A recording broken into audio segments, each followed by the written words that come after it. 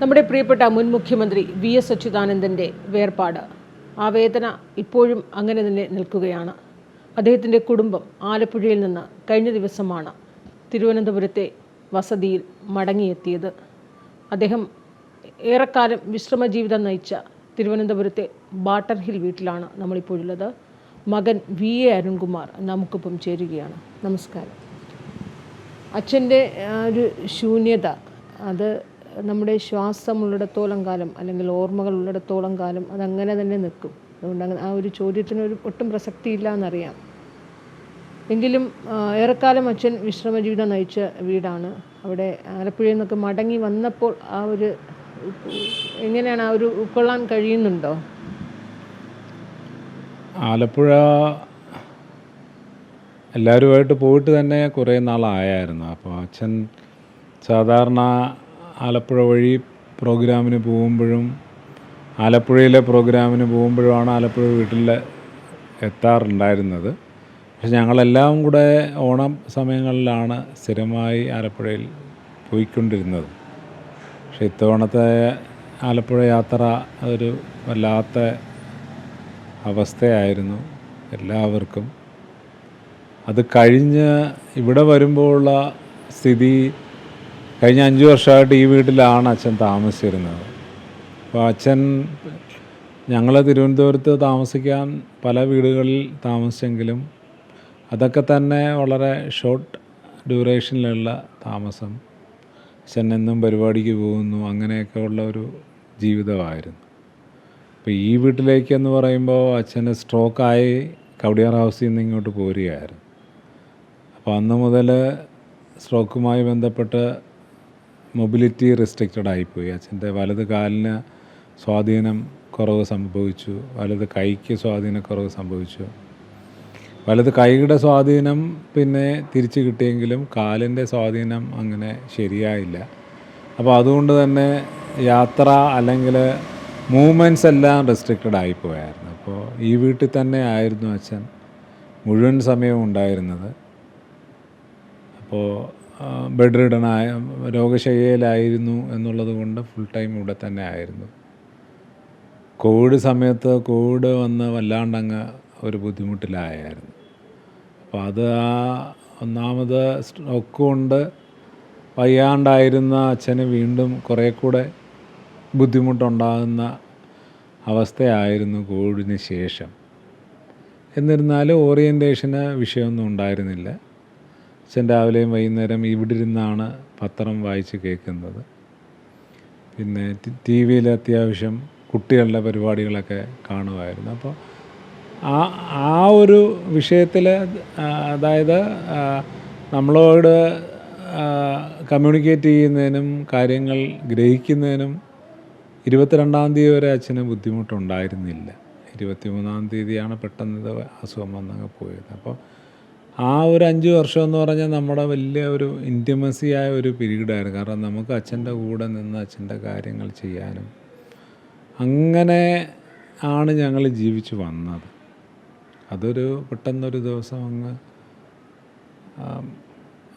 ഇല്ലാണ്ടാകുന്നൊരവസ്ഥ വരുമ്പോൾ അതൊന്ന് അംഗീകരിച്ചെടുക്കാൻ, അതങ്ങനെ മനസ്സിനെ ഒന്ന് പാകപ്പെടുത്തി എടുക്കാൻ കുറച്ച് സമയം വരും. ഇപ്പോൾ ഒരു ശൂന്യത, ഒരു വല്ലാത്ത ഒരു അവസ്ഥയാണ് നമ്മുടെ വീട്ടിൽ. ഇപ്പോൾ എനിക്കായാലും അമ്മയ്ക്കായാലും സഹോദരിക്കായാലും എല്ലാവർക്കും ഒരു വല്ലാത്തൊരു അവസ്ഥയിലൂടെയാണ് ഞങ്ങളിപ്പോൾ കടന്നു പോയിക്കൊണ്ടിരിക്കുന്നത്. ഈ അച്ഛന് വേണ്ടി, വി.എസിന് വേണ്ടി ഒരുക്കി ഓഫീസ് മുറിയൊക്കെ സജ്ജീകരിച്ചിരുന്നു ഈ വീട്ടിൽ. പക്ഷേ ആ ഓഫീസ് മുറിയിൽ അദ്ദേഹത്തിന് ഇരിക്കാൻ പോലും കഴിയാത്ത ഒരു സാഹചര്യമൊക്കെ ആയിരുന്നു അല്ലേ? നമ്മൾ എല്ലാ വീട്ടിലും ഒരു ഓഫീസ് മുറി ഉണ്ടാകും. ഇപ്പോൾ നമുക്ക് ഇങ്ങനെ പല പല വീടുകളിൽ നിന്നുള്ള യാത്രകളാണ്. തിരുവനന്തപുരത്ത് വീടുണ്ടായിരുന്നില്ല, നമ്മൾ ഗവൺമെൻറ് ഹൗസുകളിലാണ് താമസിച്ചിരുന്നത്. അപ്പോൾ അത് കഴിഞ്ഞ് 1-2 പ്രാവശ്യം ഗവൺമെൻറ് ആ ഒരു പദവികളൊന്നും ഇല്ലായിരുന്ന സമയത്താണ് നമുക്കിവിടെ താമസിക്കാനുള്ള സൗകര്യം ഇല്ല എന്നുള്ളത് കൊണ്ടൊരു വീട് വെക്കാമെന്ന് തീരുമാനിച്ചൊരു വീട് വെച്ചത്. അപ്പോൾ അതിനകത്ത് ഒരു ഓഫീസ് മുറിയും ബെഡ്റൂമും എല്ലാം അച്ഛന് വേണ്ടിയുള്ളത് അന്ന് ശരിയാക്കിയിരുന്നു. ആ സമയത്ത് നമ്മൾ കവടിയാർ ഹൗസിലായിരുന്നു താമസിച്ചിരുന്നത്, മറ്റേ ഭരണപരിഷ്കാര കമ്മീഷൻ എന്നുള്ള. അപ്പോൾ ആ പീരീഡുകളിലാണ് സ്ട്രോക്ക് വരുന്നത്. അപ്പോൾ പിന്നെ മൊബിലിറ്റി അച്ഛന് ഒരു നടന്ന് കയറാനോ അതിനുള്ള അത് സാധിച്ചില്ല. അതുകൊണ്ട് തന്നെ ഓഫീസ് റൂം അന്ന് തൊട്ട് അടച്ചിട്ടിരിക്കുകയായിരുന്നു. ഇന്നലെ ആണ് തുറന്നത്. അവസാനം ഹോസ്പിറ്റലിൽ ഏറെക്കുറെ ഒരു മാസം, ഒരു 28-29 ദിവസം ഹോസ്പിറ്റലിൽ VSനെ കൊണ്ട് വരുന്നത് മുതൽ നമ്മളെല്ലാ കണ്ണുകളും ഹോസ്പിറ്റലിൽ തന്നെയായിരുന്നു ഓരോ ദിവസവും. അപ്പോൾ ഒരു മകൻ എന്ന നിലയിൽ ഇപ്പോൾ താങ്കളുടെ ആ ഒരു ഫേസ്ബുക്ക് പോസ്റ്റും ഒക്കെ ഇടയ്ക്കിടയ്ക്ക് വരാറുള്ളത് ഒരു പ്രതീക്ഷയായിരുന്നു. പക്ഷേ എപ്പോഴും അച്ഛൻ ഇപ്പോൾ ആരോഗ്യത്തോടുകൂടി അല്ലെങ്കിൽ ഇമ്പ്രൂവ് ചെയ്യുന്ന എന്ന രീതിയിലുള്ള ഒരു പോസ്റ്റുകൾ വരുമ്പോൾ ഏറെക്കുറെ അച്ഛന് ഒരു മടങ്ങി വരുമെന്നൊരു പ്രതീക്ഷ എവിടെയെങ്കിലുമൊക്കെ ഉണ്ടായിരുന്നു. അതെ, നമുക്ക് അച്ഛൻ ഇവിടുന്ന് വയ്യാതെ നമ്മൾ CPRലാണ് പോയെങ്കിലും പിന്നീട് ഓരോ ഘട്ടഘട്ടമായി ഇമ്പ്രൂവ് ചെയ്ത് വരുന്നതാണ് കാണാൻ കഴിഞ്ഞത്. ഒരിക്കൽ പോലും ഒന്ന് പുറകോട്ട് പോകുന്നൊരവസ്ഥ ഉണ്ടായില്ല. അപ്പോൾ 21-ാം തീയതി വരെ നമുക്ക് പോസിറ്റീവായി ഉള്ള ഫീഡ്ബാക്കാണ് നമുക്ക് ഹോസ്പിറ്റലിൽ നിന്ന് കിട്ടിയിരുന്നത്. കാരണം ഞാനവിടെ ഫുൾ ടൈം ഉണ്ടായിരുന്നു. അപ്പോൾ നമുക്ക് ഓരോ ദിവസവും ഇമ്പ്രൂവ് ചെയ്ത് ഓരോ ഭാഗങ്ങളും ശരിയായി വരുന്നതിൻ്റെ ഒരു റിപ്പോർട്ട്സാണ് കിട്ടിയിരുന്നത്. 21-ാം തീയതിയാണ് അത് അങ്ങനെ അല്ല എന്ന് പറയുന്നൊരു അവസ്ഥയിലേക്ക് പോയത്. അപ്പം നേരത്തെ ഞാൻ പറഞ്ഞ പോലെ നമുക്ക് അച്ഛൻ എന്ന് പറയുന്ന ഇപ്പോൾ 5 വർഷം നമ്മുടെ കൂടെ ഉള്ളപ്പോഴും അല്ല ചെറുപ്പകാലം മുതലേ അച്ഛനെന്നൊരു വല്ലാത്ത വികാരമാണ് നമുക്കുള്ളത്. അപ്പോൾ അത് കൊച്ചുനാളിലെ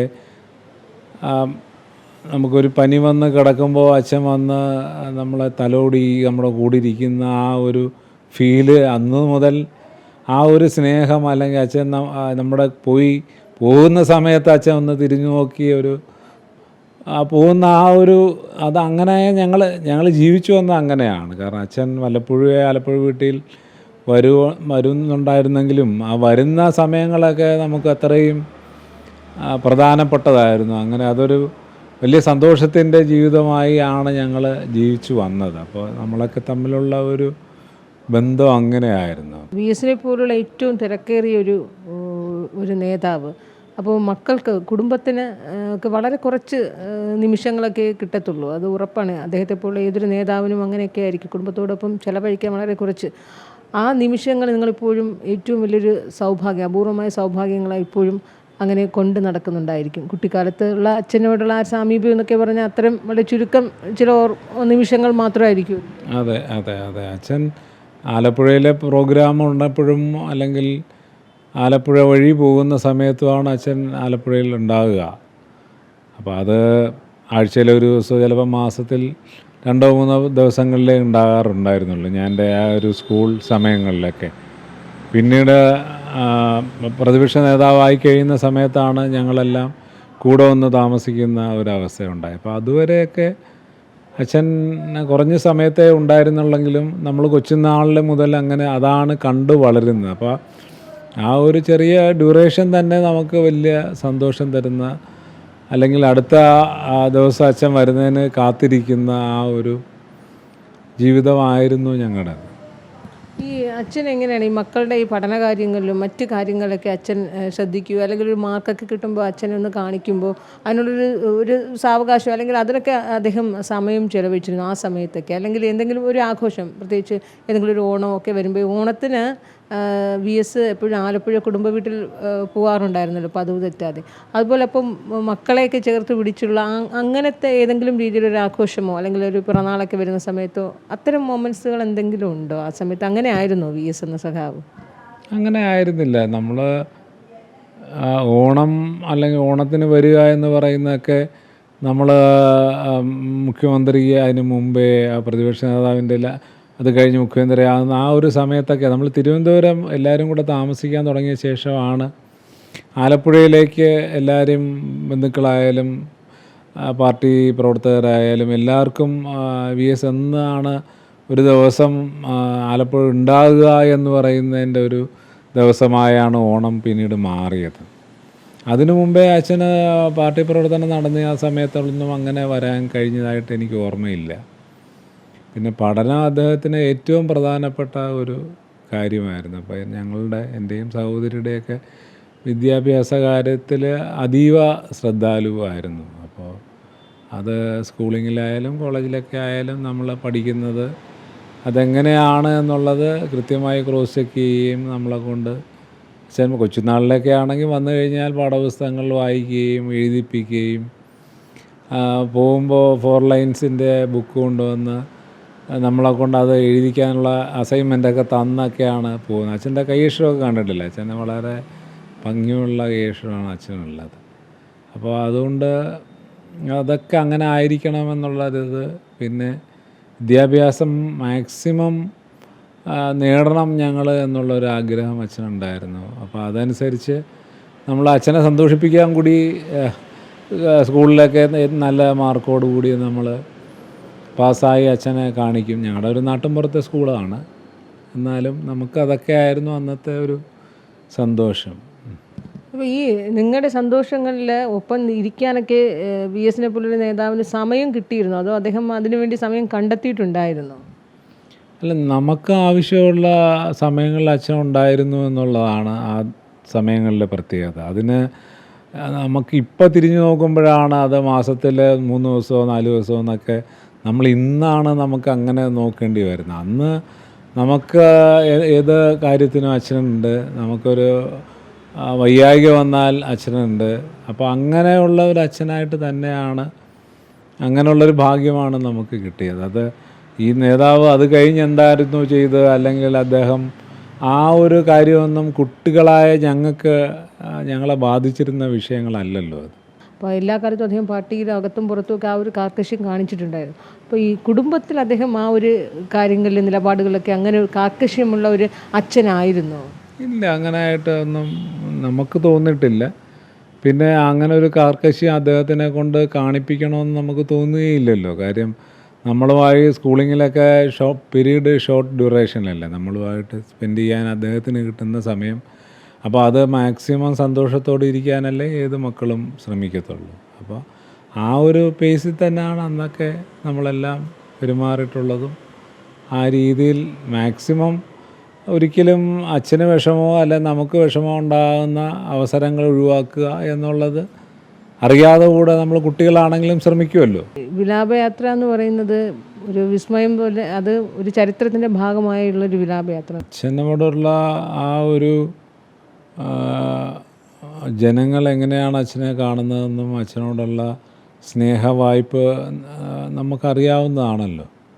പക്ഷേ മരണവുമായി ബന്ധപ്പെട്ട ആ യാത്രയിൽ ആ വാഹനത്തിൽ ഞാനും ഉണ്ടായിരുന്നു അവിടം വരെ. അപ്പോൾ മുഴുവൻ ആൾക്കാരും അവരുടെ ആ ഒരു വികാരങ്ങൾ പ്രകടിപ്പിക്കാൻ തുടങ്ങിയപ്പോൾ നമുക്കത് സഹിക്കാൻ പറ്റുന്നതിനപ്പുറമായിരുന്നു.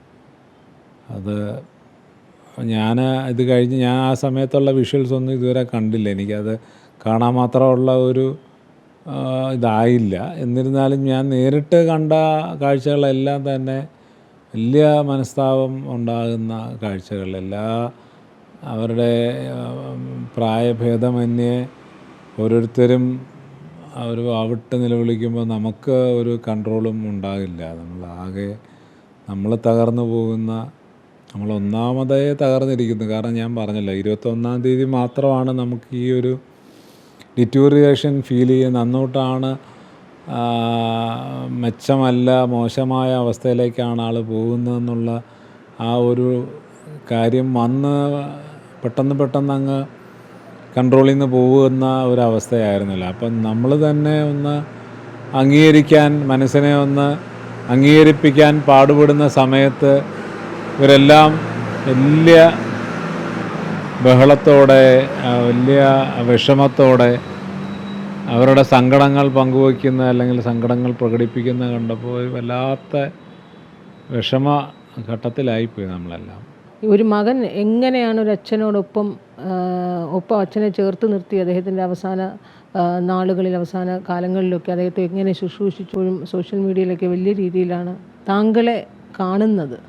അയ്യോ, അതിൻ്റെ ഒന്നും ആവശ്യമില്ല. അങ്ങനെയൊന്നും ശരിയുമല്ല. എൻ്റെ അച്ഛൻ, ഞാൻ നേരത്തെ പറഞ്ഞില്ലേ, ഞങ്ങളൊക്കെ തമ്മിലുള്ള ബന്ധം അങ്ങനെയാണ്. അപ്പോൾ ഒരിക്കലും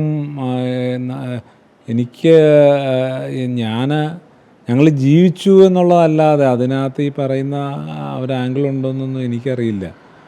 കാരണം എൻ്റെ അച്ഛനെ ഞാൻ കൊച്ചിലെ നാളെ അല്ലെങ്കിൽ ഞങ്ങളെ വാത്സല്യത്തോടെ ഞങ്ങളുടെ കൂടെ ഉണ്ടായിരുന്ന ഞങ്ങളുടെ അച്ഛനെ ഞങ്ങൾ അങ്ങനെ തന്നെ അച്ഛൻ്റെ കൂടെ ജീവിച്ചു എന്നുള്ളതല്ലാതെ അതിന് വേറെ ഒരു ഭാഗമുള്ളതായി എനിക്ക് തോന്നിയിട്ടില്ല. എന്തായാലും ഇത്രയും സമയം ഈ സമയത്തും അമൃത വാർത്തകളോട് സഹകരിച്ചതിന് നന്ദി.